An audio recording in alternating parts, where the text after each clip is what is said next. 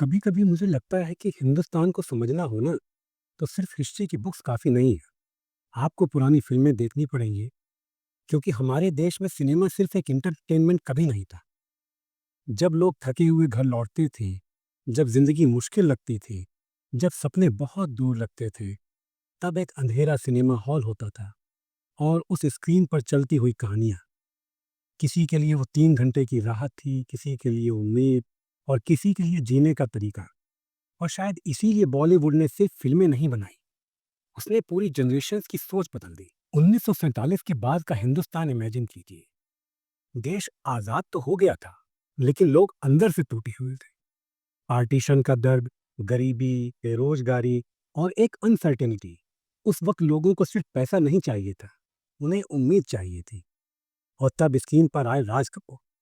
राज कपूर सिर्फ एक्टर नहीं थे, वो आम आदमी का चेहरा थे। उनकी फिल्में देखकर लगता था कि गरीब आदमी भी हीरो हो सकता है। श्री 420 में बारिश में भीगता हुआ एक सीधा आदमी पूरे देश को अपना लगता था। और जब गाना बजता था मेरा जूता है जापानी, तो लोगों को लगता था कि हाँ, गरीब हैं लेकिन टूटे नहीं।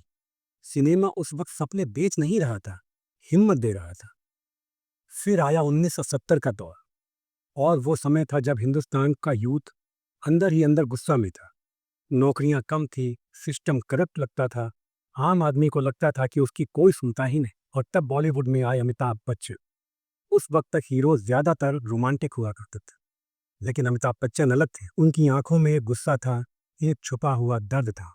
और जब दीवार में वो बोलते हैं, आज मेरे पास बिल्डिंग है, प्रॉपर्टी है, तो लोग सिर्फ डायलॉग नहीं सुन रही थी, वो सिस्टम के अगेंस्ट खड़े एक आदमी को देख रही थी। इसलिए अमिताभ सुपरस्टार बने, क्योंकि वो परफेक्ट हीरो नहीं, वो फ्रस्ट्रेटेड इंडिया की आवाज थे।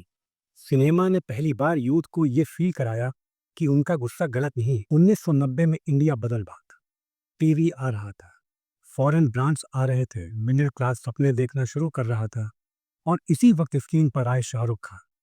एसआरके ने बॉलीवुड के रोमांस को ही बदल दी। पहले हीरो स्ट्रांग होता था, अब हीरो इमोशनल भी हो सकता था।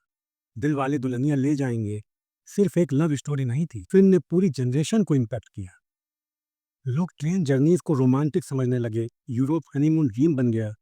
और सबसे इम्पोर्टेंट, लव मैरिजेस का आइडिया धीरे धीरे नॉर्मल होने लगा। राज और सिमरन फिक्शनल कैरेक्टर्स थे, लेकिन उन्होंने रियल इंडिया की थिंकिंग बदली। सिनेमा अब सिर्फ रियलिटी नहीं दिखा रहा था, वो एस्पायरेशंस बना रहा थी। एक वक्त था जब फिल्में सिर्फ हीरो विलन तक सीमित थी। फिर धीरे धीरे बॉलीवुड ने डिफिकल्ट टॉपिक्स को टच करना शुरू किया। तारे जमी पर, इस फिल्म ने पेरेंट्स को फोर्स किया कि वो बच्चों को समझे। बहुत लोगों ने पहली बार डायलेक्सिया शब्द सुना। फिर आई थ्री इडियट्स, और ऑनेस्टली शायद हर इंडियन स्टूडेंट्स ने उस फिल्म में खुद को देखा। प्रेशर, मार्क्स, कंपैरिजन, सिनेमा पहली बार डायरेक्टली यूथ से बात कर रहा था।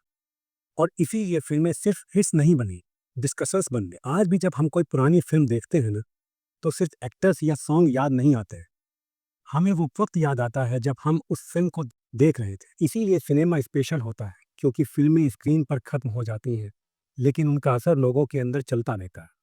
और शायद इसीलिए बॉलीवुड सिर्फ इंडस्ट्री कभी नहीं था, वो हिंदुस्तान का इमोशंस का एक बड़ा आर्काइव था, एक आईना जिसमें हर जनरेशन ने खुद को देखा।